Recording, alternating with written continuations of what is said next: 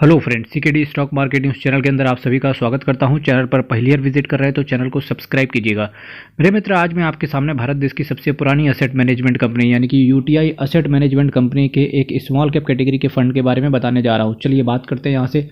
सबसे पहले net asset value यानी कि एनएवी की बात करेंगे तो केवल 22 रुपये का इसका एनएवी है। एक साल में बात करेंगे तो 42% का सीएजीआर के हिसाब से इन्होंने रिटर्न डिलीवर करके दिया है। मेरे मित्र, आपको एक चीज़ पता होनी चाहिए कि एक साल में 42% का सीएजीआर, वहीं अगर आप Nifty small cap 250 total return index की बात करेंगे तो उसने करीब करीब 70% के आसपास का सीएजीआर एक साल में डिलीवर करके दिया है। यानी कि अगर इसके बेंचमार्क के हिसाब से बात करेंगे तो इसका रिटर्न ऑलमोस्ट 50% कम है। 3 साल का सीएजीआर देखेंगे तो 30% का है और मैक्सिमम देखेंगे तो 30% का है। हालांकि इस म्यूचुअल फंड को अभी ज़्यादा टाइम नहीं हुआ है, केवल 3 साल ही इस म्यूचुअल फंड ने अभी अपने आप को दिए हैं। अंकित अग्रवाल साहब आपके पैसे को मैनेज करके चल रहे हैं, यानी कि ये फंड मैनेजर हैं। इसके साथ साथ रिटर्न देखिए आप इस म्यूचुअल फंड का 3 महीने में 15% का, 6 महीने में 20% का, एक साल में 42% का, 3 साल में ऑलमोस्ट पैसा डबल हो गया। 1.22 टाइम्स इन्होंने पैसे को कर दिया। रिस्क म्यूचुअल फंड के अंदर आपका वेरियाई रहता है, तो इस चीज़ के बारे में आपको पता होना चाहिए। UTI small cap fund direct plan growth की मैं आपके सामने चर्चा करके चल रहा था। 3139 करोड़ का इसका असेट साइज है। फ्रेंड्स देखिए, अगर मैं असेट साइज की बात करूं तो काफ़ी असेट साइज है। 0.43% का एक्सपेंस रेशियो है, जो कि 0.50% से कम है। किसी भी नई असेट मैनेजमेंट कंपनी का अगर एक्सपेंस रेशियो 0.50% से कम होता है तो वो ठीक है।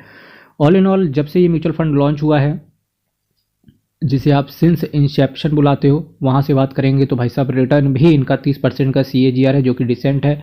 असेट साइज बढ़ ही रहा है धीरे धीरे। 3.62% का कैश होल्ड करके चल रहे हैं। Nifty small cap 250 total return index को ही बेंचमार्क की तरह फॉलो करके चल रहे हैं। इसके साथ साथ आप यहाँ से ये देखिए कि इसका एग्जिट लोड देखिए, एक साल के अंदर निकलने की कोशिश करोगे तो 1% का एग्जिट लोड भी लग जाएगा। अब बात करेंगे किन किन सेक्टर्स को इन्होंने सबसे ज़्यादा प्रायोरिटी दी है। तो देखिए, जिन सेक्टर को इन्होंने सबसे ज़्यादा प्रायोरिटी दी है उसमें है financial services, health care, capital goods, material और कुछ अदर सेक्टर हैं। बात करेंगे किन किन शेयर्स के अंदर पैसा पड़ा हुआ है इनका, तो देखिए brigade enterprise, Karur Vysya bank, 361 वैम इंडिया, 361 वैम limited, Chalet hotel, Cera sanitaryware, Techno electric and engineering company, Chola Mandalam financial holdings, Carborundum Universal, KPIT technology, Suven pharmaceutical, Timken India, MCX, Coforge, KIMS, Persistent system, first source solution, CAMS, Can Fin homes, India Mart Intermesh, City Union bank, credit access Grameen, JB chemicals and pharmaceutical limited, green panel industry, Ratnamani metal, Equitas small finance bank, file India, team lease, MTAR, CIE automotive, Route Mobile, Praj industries, eClerx, Subros, Metro brands, Eris life sciences, टीरी power, Sheela foam, Avanti feeds, Vardhman textile, JK cement, RHI Magnesita, tube investments of India, Prince pipe, doctor Lal pathlab, APL Apollo, Titagarh rail systems. अगर मैं बात करूं तो कल ही Titagarh rail systems के result आए, जहां पर 93% से ज़्यादा का रेवेन्यू इन्होंने रिकॉर्ड तोड़ किया। साथ ही साथ साल भर के अंदर बात करेंगे भाई साहब 400% से ज़्यादा का रिटर्न इन्होंने डिलीवर करके दे दिया है टीटागढ़ रेल सिस्टम्स ने। Metropolis health care, ISGEC heavy engineering and Ami organics limited, ये कुछ कंपनीज है जहां इन्वेस्टर्स का पैसा पड़ा हुआ है।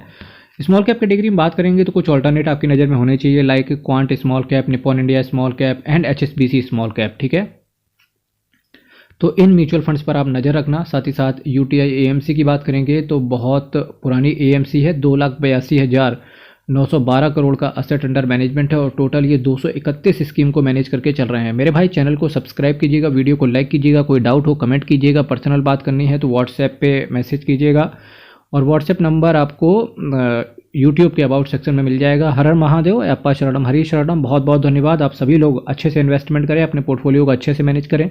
किसी भी शेयर में इन्वेस्ट करने से पहले या म्यूचुअल फंड में इन्वेस्ट करने से पहले एक बार अपने बहुत ही प्यारे और राज दुलारे फाइनेंशियल एडवाइजर से ज़रूर पूछना। और ये ज़रूरी भी है क्योंकि शेयर मार्केट में अल्टीमेटली देखिए इस समय बिल्कुल बारिश चल रही है पैसे की PSU की तरफ। PSU अंधाधुंध तरीके से भाग रहे हैं। ठीक है, और कभी कोई शेयर अंधाधुंध तरीके से भाग जाता है। लाइक अभी बात करेंगे तो इस समय सबसे ज़्यादा जो बाढ़ चल रही है, यानी कि सबसे ज़्यादा जिन शेयर्स में मुनाफा देखने को मिल रहा है वो है PSU। साथ ही साथ जो रिन्यूएबल एनर्जी से रिलेटेड या पावर सेक्टर से रिलेटेड कंपनीज हैं, एक्सेप्ट अडानी की जो कंपनीज हैं। ठीक है, तो वहाँ पर बहुत ज़्यादा तेज़ी देखने को मिल रही है। तो किसी भी तेज़ी में पार्टिसिपेट करने से पहले एक बार अपने दिल की फाइनेंशियल एडवाइज़र की ज़रूर सुनना। गो विद द फ्लो, ये चीज़ें कहने में अच्छी लगती हैं, पर मेरे भाई जब 1 लाख रुपए 10,000 बचता है तब चीज़ें पता चलती हैं कि दिक्कत एक्चुअली में क्या हुई है।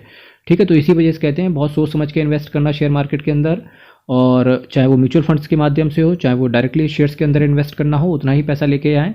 और कोशिश करें कि एसआईपी के माध्यम से इन्वेस्ट करें। एसआईपी क्या होता है ना, एसआईपी बहुत अच्छी चीज़ है। एसआईपी के अंदर क्या होता है कि कभी बाई चांस आपने कोई म्यूचुअल फंड ऐसा खरीद लिया या कोई शेयर ऐसा खरीद लिया जब मार्केट ऑल टाइम हाई पे था, उसके बाद मार्केट में करेक्शन आ गया, या पर्टिकुलर वो शेयर या वो म्यूचुअल फंड पिट गया एक समय आने के बाद, तो होता क्या है फिर आपकी जब कंटिन्यूअसली एसआईपी चल रही है तो आपने ऊपर से भी अपनी एसआईपी कर रहे थे, साथ ही साथ जब वो शेयर या म्यूचुअल फंड गिर गया तो वहाँ से भी आपने एसआईपी करी, तो इसकी वजह से आपका कहीं ना कहीं लॉन्ग टर्म में एवरेज बहुत ही सही हो जाता है, और लॉन्ग टर्म में आपको रिटर्न भी इसकी वजह से अच्छा देखने को मिलता है। ठीक है, तो कुछ स्ट्रेटेजी हैं, फॉलो करो, अपने फाइनेंशियल एडवाइजर की बातें सुने, अपने दिल की बातें सुने, अच्छे से इन्वेस्टमेंट करें।